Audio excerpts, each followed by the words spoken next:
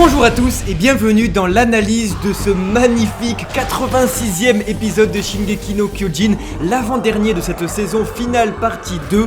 D'ailleurs, il faut savoir que la semaine prochaine, il n'y a pas d'épisode, il y a une pause et l'on se retrouve donc dans 2 semaines pour parler de l'épisode 87. Nous nous retrouvons alors pour parler de l'avant-dernier épisode de cette saison partie 2, avant son grand final qui commencera le tout dernier arc de l'attaque des titans le dimanche 3 avril.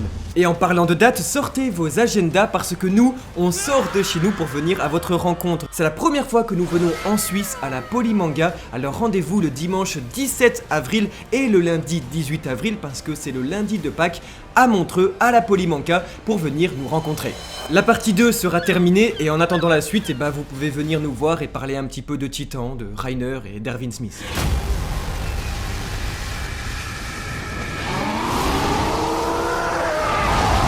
Humain contre titan, titan contre humain, les mêmes erreurs se reproduisent encore et encore. Alors, c'est à l'aube de l'humanité et afin de ne plus jamais les réitérer, qu'il est temps de regarder une toute dernière fois vers le passé. Bonjour à tous, voici Kita et voici Kamal. Et bienvenue dans l'analyse complète du 86e épisode de Shingeki no Kyojin. Si vous voulez connaître tous ces secrets et pensez avoir loupé des détails importants, vous êtes au bon endroit. Et le tout sans aucun spoiler. Vous êtes prêts? C'est parti. エレン、お前が地下室に行かなくてはならないことを。何も捨てることができない人に何も変えることはできないだろう。何を求めてんだよお前は。謝ってほしいのか。そのままわめき続けてろ。みんなケリー仲間と出会ったリヴァイ。進む。ありがとう。待っていたんだろう。この悪魔と戦ってほしい。ずっとお坊さん2000年前から見ててくれよ誰かを。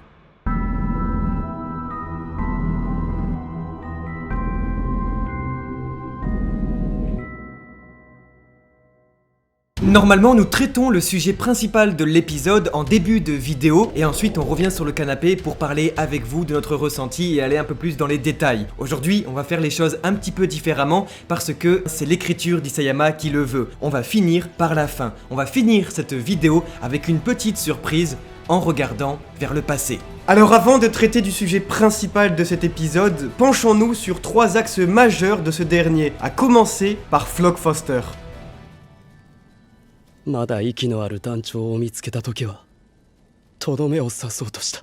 そして分かったんだ。巨人を滅ぼすことができるのは悪魔だ。 La fin de cette saison finale partie 2 se dessine enfin sous le signe de la défaite des Pro-Jäger et de leur chef Flock Foster. Ici on a toute la construction qui va converger jusqu'à la chute de Flock Foster qui a droit dans cet épisode à un superbe moment d'animation pour le mettre en valeur. En effet, véritable Erwin Smith de l'autre côté du miroir, Flock est quelqu'un qui aura toujours été fidèle à ses convictions. Quelqu'un qui, à l'inverse de nous spectateurs, n'aura pas changé sa vision du monde dans l'attaque des titans.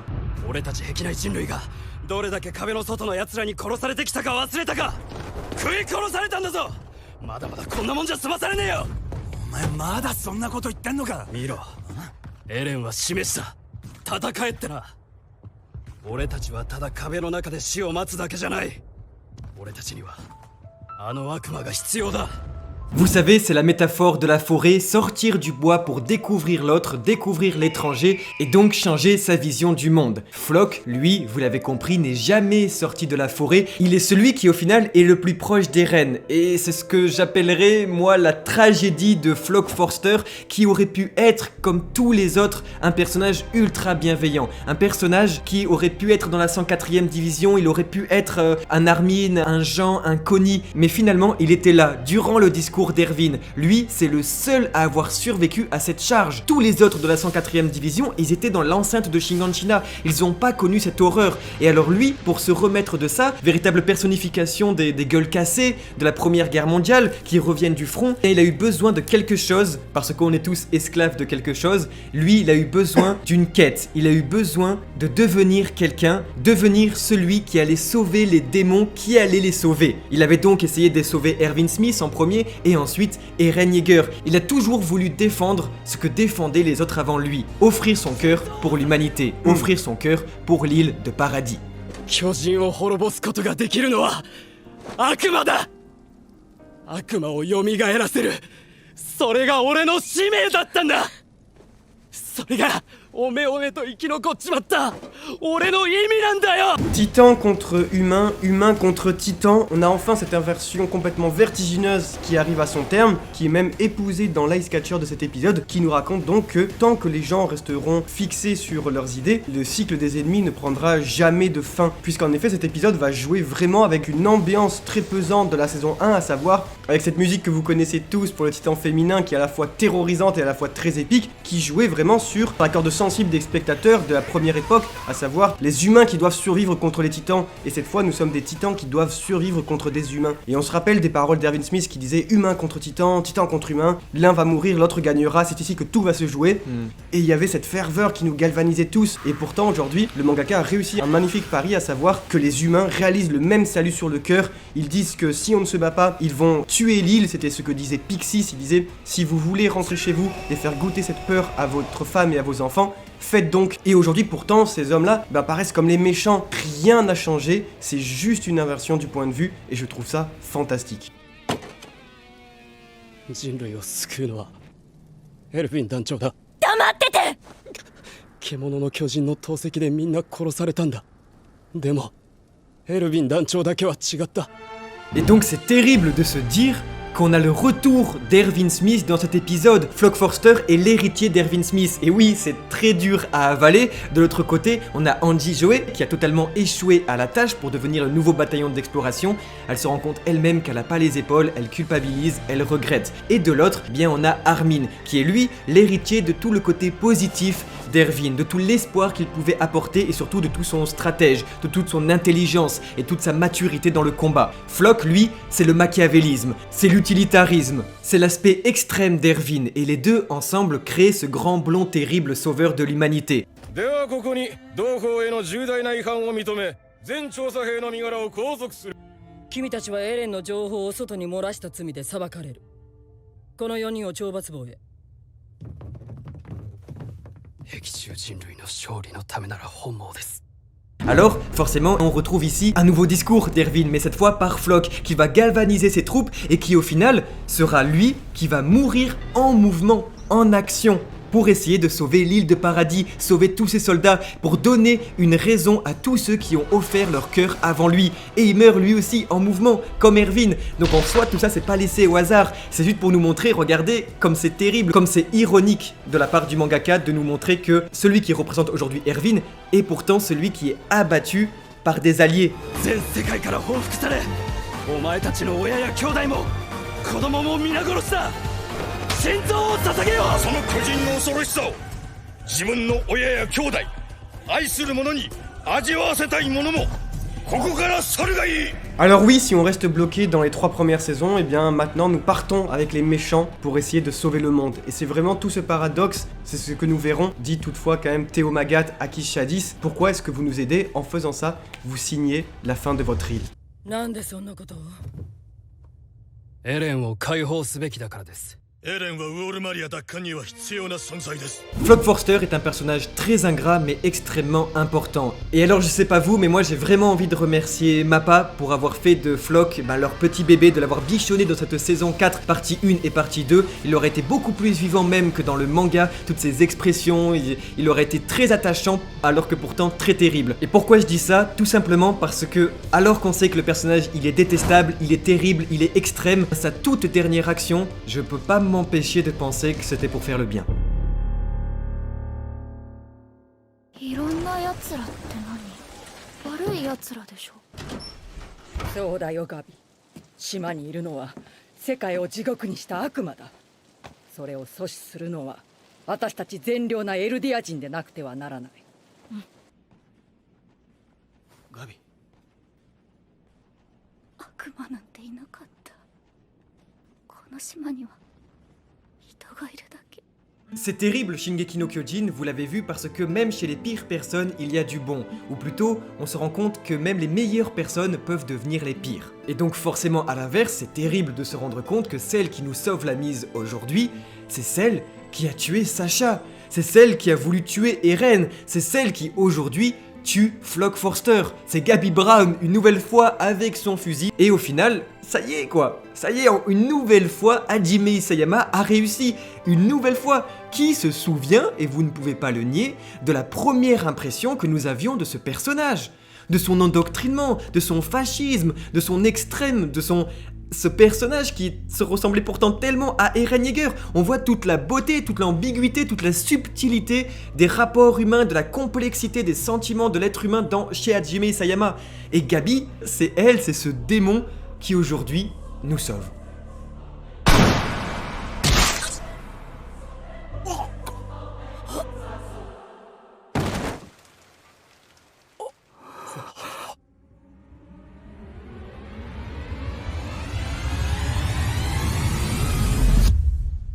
Maintenant, je pense qu'on est tous d'accord pour dire que Gabi, c'est une des héroïnes. C'est ça qui est important de se dire, c'est une des protagonistes principales de l'attaque des Titans. Pour l'ouverture de cet acte final qui va commencer très prochainement, nous arrivons à la fin d'une inversion complète avec, nous l'avons vu dans un sens, Flock Forster qui, lui, on parlait de tragédie puisque quand même, c'est quelqu'un qui maintenant, de notre point de vue, puisque nous avons adopté celui des guerriers, et quelqu'un de méchant, c'est devenu un antagoniste. Mais alors que doit penser Flock Forster de Gabi Brown, qui lui a tiré dessus, comme on a tiré sur Sasha, comme on a tué sur Eren, une balle de la frustration, devenue une balle de la satisfaction? Comment expliquer cela, si ce n'est juste une raison de point de vue? Et que nous adoptons celui de Gabi, celui de Mikasa, celui de tous ces gens qui partent sur le bateau. Mais si nous étions restés comme Erwin Smith, comme tout le monde, comme la logique première du manga le voudrait, sur l'île de Paradis, alors ce serait une troisième balle de la frustration, rien de plus. On serait absolument anéanti. C'est la même logique de frustration que celle d'Eren lors de l'épisode 3, lorsqu'il se fait tirer dessus. C'est à 2 doigts de réussir que tout le monde a retenu son souffle. Et là, c'était à 2 doigts de réussir que tout le monde a applaudi. Je vous demande pourquoi.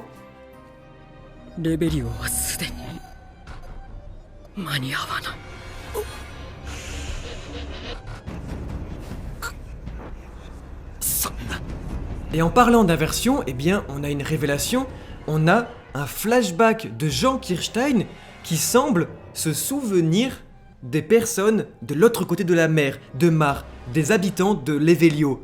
Et alors, eh ben, c'était quelque chose qui nous était caché jusque-là par le studio MAPPA, parce qu'en réalité, c'est une séquence qui existait déjà dans le manga au chapitre 123, il y a bien longtemps. Et donc, il s'agit sûrement d'une volonté d'Hajime Isayama à vouloir créer ici un foreshadowing, à nous dire « Mais merde, mais en fait, eux aussi, ils tiennent au reste du monde. Qu'est-ce que c'est que ce délire? Ils sont en train de culpabiliser parce que eux, ils ont fait quoi? Ils sont sortis du bois. » Quelque chose qui aurait dû vous interpeller, c'est lorsque, autour de ce feu dans l'épisode de nuit où ils discutent tous, Andy Zoé disait qu'ils s'étaient rendus sur Mar, et pourtant on ne l'a pas vu. Alors, dans la logique de production, il aurait été logique que ce flashback de Jean, ce petit cadre, nous soit retiré. Mais pour autant, eh bien ici on a sûrement une volonté du mangaka à nous présenter quelque chose qui va arriver après coup. Quelque chose qui, lorsque dans l'acte final d'une violence absolument crue, mais vraiment affreuse qui va arriver, s'ouvre plutôt sur une note plus positive, celle de la rencontre et de l'acceptation de l'autre.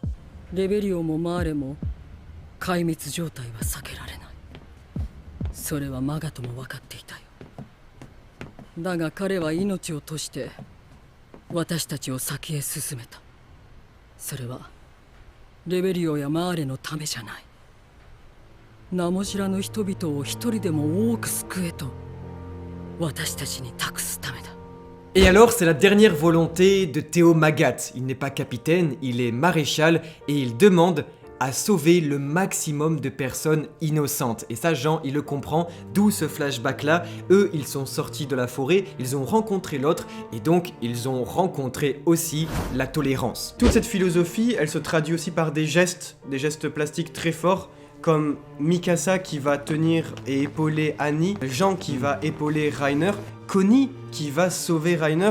Il faut savoir, il faut se mettre dans la tête de Jean Kirstein qui a perdu un de ses meilleurs amis et qui maintenant va porter celui qui l'a tué.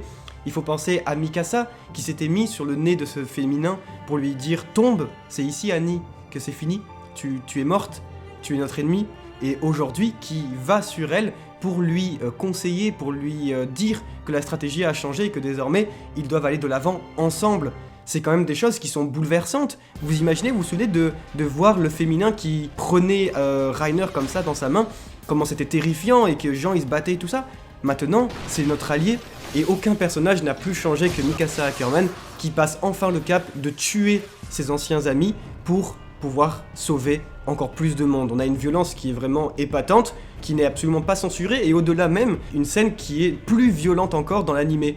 Décapitation, explosion, embrochement, Mikasa n'épargne rien, et elle nous montre ici que c'est une véritable machine de guerre, et qu'elle fera tout pour aller jusqu'au bout. Hanji-san, そのガキの口をゆすいでやってくれ。あのワインが入っちまった。え？もう手遅れだと思うけど。あのワインには何が入っていたの？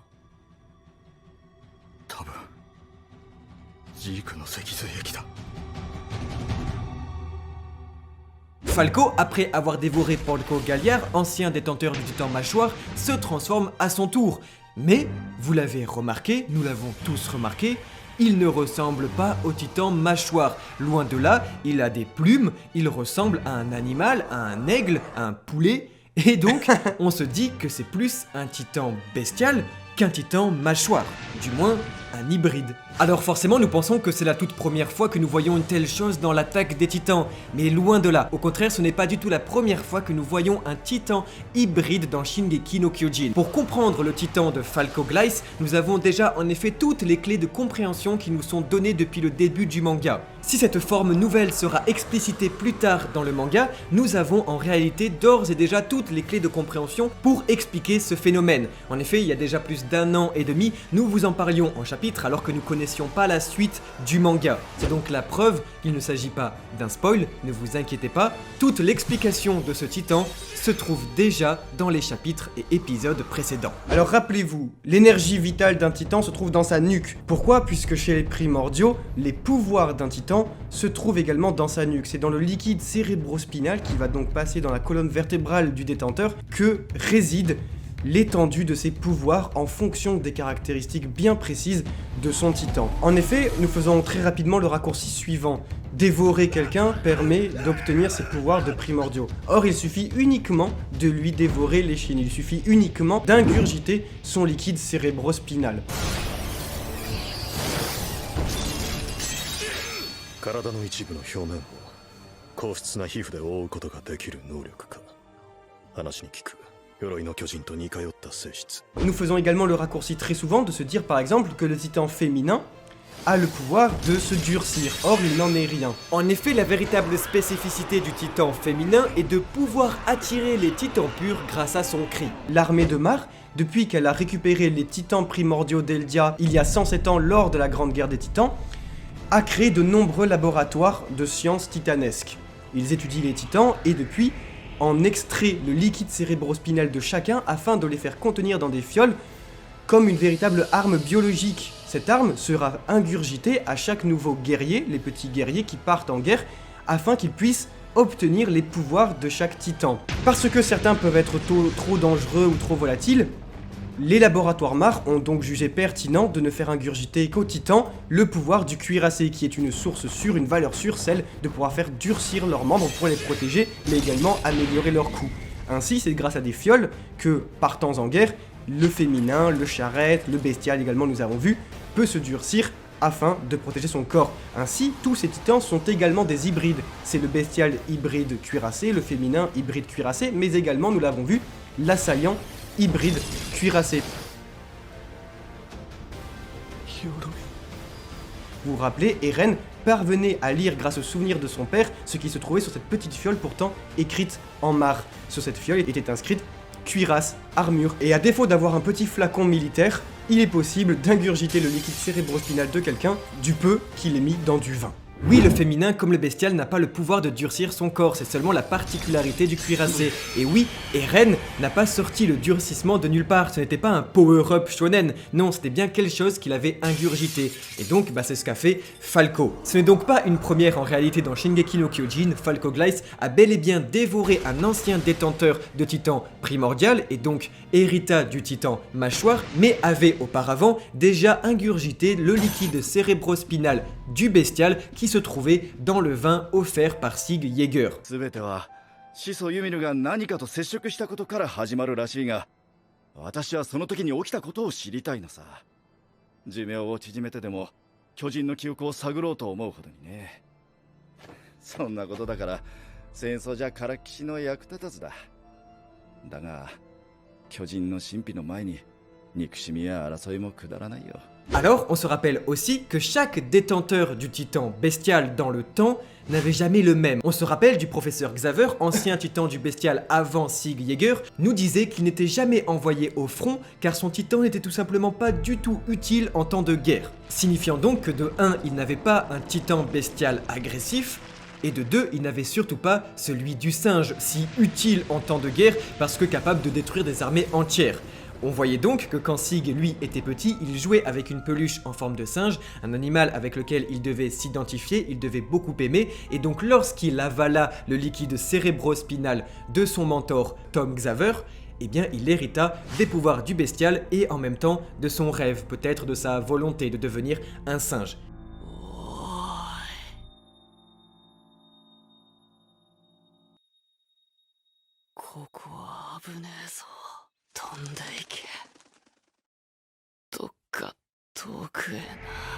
Et alors, rappelez-vous, la toute première apparition de Falco Gleiss se faisait sur un champ de bataille et son rêve de vouloir se transformer en oiseau, cet aigle qu'il regardait et qui lui disait vite de partir, de s'en aller parce que lui pouvait utiliser ses ailes, partir et découvrir le monde. Sa première apparition donc, comme son prénom nous le disait depuis le début, Falco, véritable faucon, avait envie de déployer ses ailes.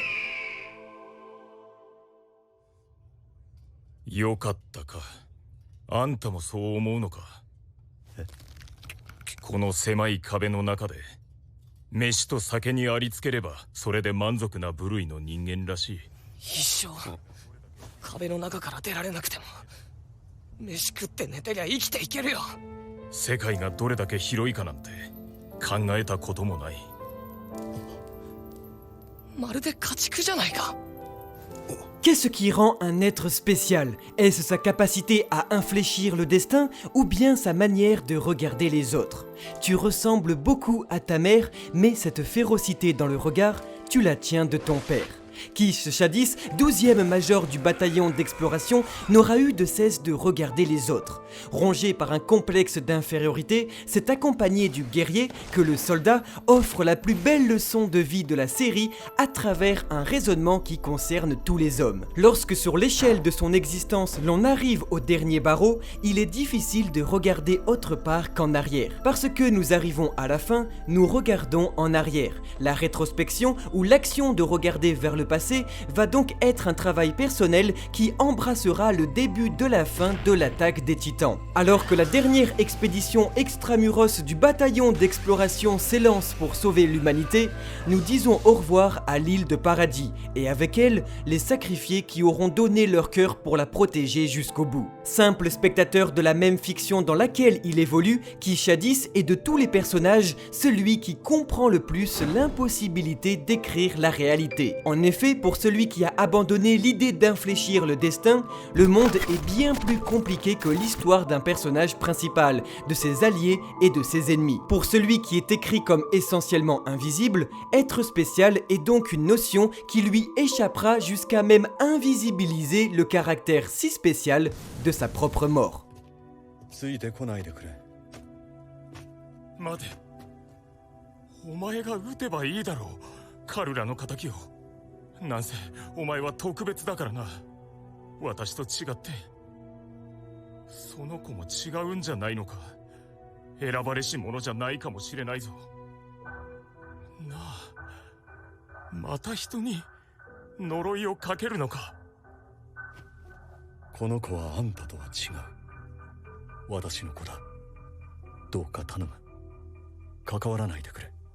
Hajime Isayama avait déclaré avoir comme épisode préféré de la série le 11e de la saison 3, intitulé « Un simple spectateur », et ça n'a rien d'un hasard. Kiss Shadis, personnage représentant depuis le début de cette saison finale l'ancien régime dépassé par la jeunesse, incarne ici le rôle de spectateur actif à la perfection. En effet, interrogé par le bataillon d'exploration, il est celui qui peut raconter l'attaque des titans comme vous pourriez le raconter à vos amis.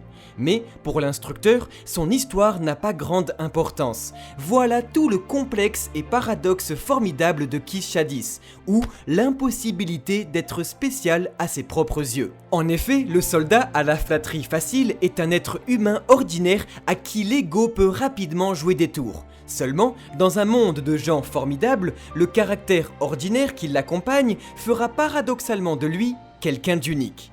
Il est le personnage le plus spécial de toute la série, mais pas comme il l'entend, pas dans son monde. Il est, pour nous qui regardons ce simple spectateur, le personnage le plus curieux de l'histoire. C'est par son aspect si peu brillant et pourtant tellement important qu'il se détache des autres. Shadis est donc si spécial qu'il n'a de sens qu'extra-diégétiquement, à savoir qu'il n'a pas de valeur pour les personnages, mais que pour nous, spectateurs, ou bien pour celui qui l'a créé.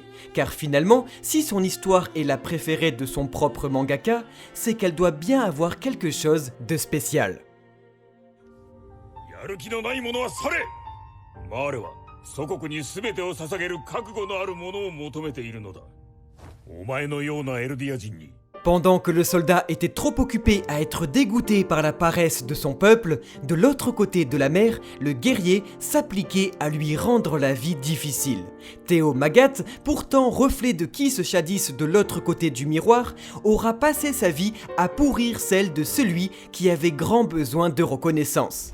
C'est donc naturellement à l'aube de l'humanité que le passé rend enfin des comptes. Les deux ennemis de toujours, qui ne connaissent ni même le nom ou le visage de l'autre, se retrouvent et se comprennent finalement que trop bien. Rivaux avant d'être ennemis, Théo Magat et Kiss Shadis forment, lorsqu'il s'agit de travailler ensemble, une alchimie trop peu surprenante.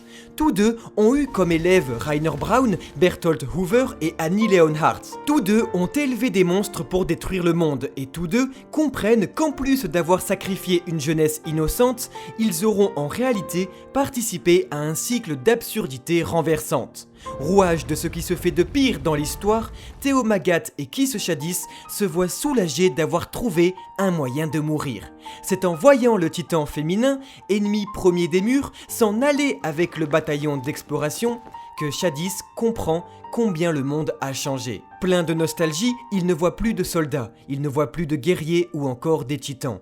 Non, il voit seulement ses élèves. Parce que la réalité est trop compliquée pour être écrite, Shadis, pilier d'une académie militaire poussiéreuse, comprend qu'il ne fait plus partie du futur.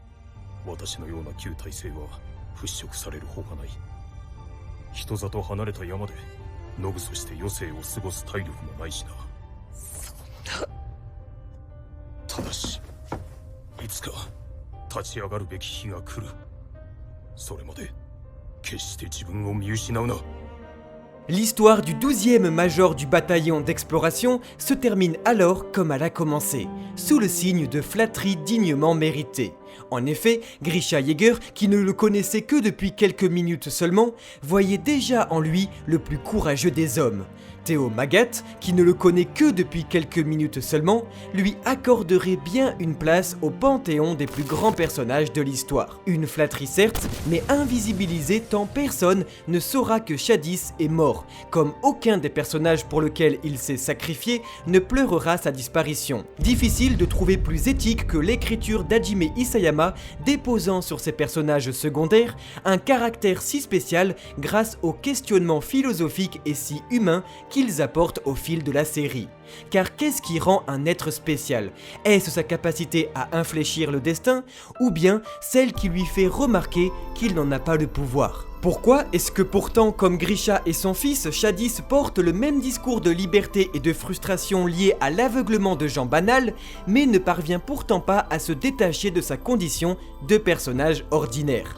Simplement, car tout le monde naît spécial. Venu tuer des démons mais accueilli par des anges aux ailes dans le dos, Théomagat comprit sa participation terrible à l'histoire et la violence qui l'accompagne. C'est donc à l'image de son némésis soldat, en voyant ses élèves grandir et se battre non pas pour répéter les erreurs du passé, mais bien pour un meilleur lendemain, que le guerrier saisit le poids de ses actions et que lui aussi ne fait pas partie du futur. C'est alors qu'il exprime à Kis Shadis, sans qu'il ne le sache, la phrase la plus importante qu'il pouvait entendre de son existence. Mais pour pleinement la saisir, il faut remonter rapidement en arrière, lorsque s'efforçant de relever les standards de liberté de son peuple endormi, Shadis venait le confronter après un énième échec.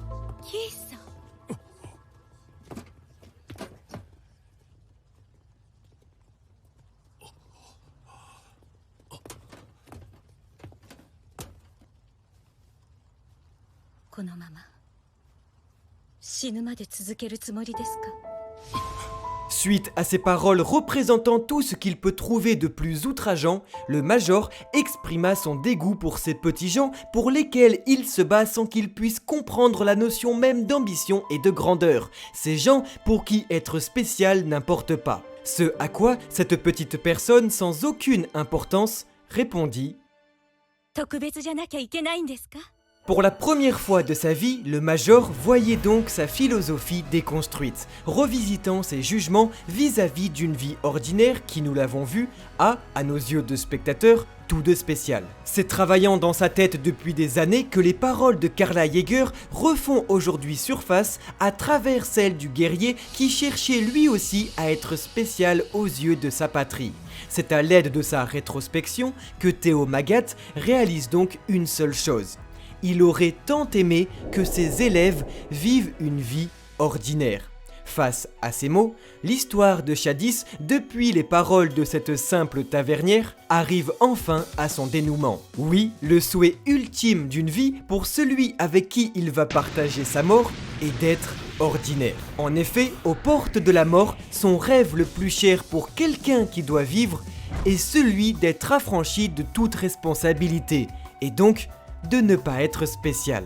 Alors, peut-être que ce jour-là, Karla avait raison. Sans même connaître son identité, Shadis renvoie à son bourreau les compliments que jadis lui fit Grisha Jäger. Conscient des qualités qu'ils peuvent se renvoyer, voilà deux pauvres hommes qui n'ont plus peur de se trouver banals. Voilà deux figures de martyrs qui, à défaut d'avoir pu changer le destin, en donnent la possibilité aux générations futures, à leurs élèves. C'est en donnant l'arme à son ennemi, comme Reiner le fit avec Eren autrefois, que les deux militaires accomplissent une poignée de main finale, corrigeant à la fin de leur existence leur vie remplie d'erreurs. En s'échangeant leurs noms, en discutant et en se comprenant, n'importe qui est capable de faire la paix, pour peu qu'il en soit suffisamment spécial. 俺は弾薬庫に火をつけるまでだ。海に飛び込むなら今だぞ。いや、いい。死に時を探していたところだ。 Imaginez-vous vous trouver à l'étroit entre trois murs mais n'ayant pas la force de les briser. Capturant cette angoisse qui veut que je ne suis pas un être spécial, Shadis nous soulage en ultime mesure. Finalement, ce qui rend un être unique, ce n'est ni sa capacité d'infléchir le destin, ni celle d'être plus fort que les autres. Non, ce qui rend un être spécial, c'est de ne pas en avoir conscience. C'est regarder les autres sans réaliser qu'ils nous regardent aussi. Pour résumer, je ne sais donc pas si cette histoire a grand intérêt. Elle essaie seulement d'expliquer de belles choses, mais reste la vie d'hommes qui n'auront eu comme possibilité que celle de choisir leur mort. Finalement, nous sommes que spectateurs parmi tant d'autres d'une histoire ordinaire. 何も知らない。結論から言えばな。だが、人類の理にはなり得ない話でよければ聞いてくれ。傍観者に過ぎない私の思い出話を。この狭い壁の中で、飯と酒にありつければそれで満足な部類の人間らしい。貴様が右手に持っているものは何だ？世界がどれだけ広いかなんて考えたこともない。貴様盗んだのか？なぜだ？なぜ今芋を食べ出した。よかったか。いや、わからないな。なぜ貴様は芋を食べた。なぜ凡人は何もせず死ぬまで生きていられるかわかるか。まず想像力に乏しいからだ。その結果何も成し得ず、ただクソを垂らしただけの人生を恥じることもない。偉業を成し遂げること、いや理解することすら不可能だろう。そのわずかな切れ端すら決して。私は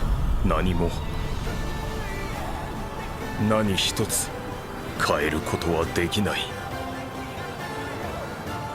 ただの傍観者だ。